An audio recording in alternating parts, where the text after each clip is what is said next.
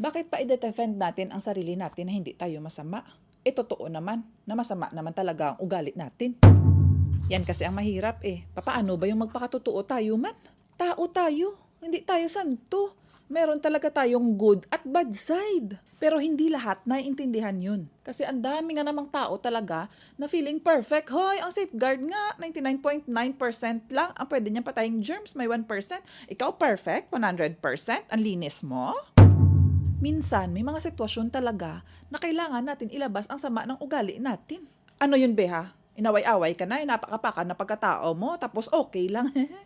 Friends tayo, okay lang. Di man pwede yun. Pero hindi rin pwede na all the time ang sama ng ugali mo ang lagi mong pinapakita. Sa nasabi ko nga, tao tayo, may good at bad side. Kapag all the time, pinakita mo yung good side mo, mamahalin ka ng ibang tao, matutuwa sila sa'yo. Sasabihin nila, ay, ang bait yan ni ano. Ay, napaka maunawain yan siya, mapagbigay siya. Puring-puri ka. Pero alam mo ba, sa experience ko, kapag ka lagi kang mabait, hindi mo malalaman kung sino yung mga totoong tao sa'yo. Dahil alam nilang mabait ka, lalapit sila sa'yo. Pag may kailangan, hindi ka nag-refuse, tumutulong ka.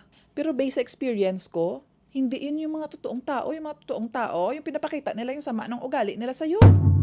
Or yung mga tao na pinakitaan mo na ng sama ng ugali mo, pero tinanggap ka pa rin, inunawa ka pa rin, yun yung mga totoo. Yung kayang sabihin sa harap mo, tuturuan ka, iko-correct ka kapag ka may mali dyan sa ugali mo. Hindi yung sa harap mo, okay lang, tahimik lang. Tapos pag talikod mo, chismis ka doon sa iba. Sabi nila yung sama ng ugali ni ano na yun. Yun, mag-ingat kayo sa mga ganong-ganong papait-baitan sa harap nyo.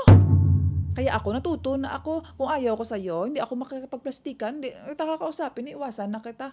Ngayon, kung nalaman ko naman na ayaw mo sa akin, edi wala, kawalan ko. Kung sabihan mo ako ng masama ugali ko, edi oo, masama ugali ko, tatanggapin ko na lang yun.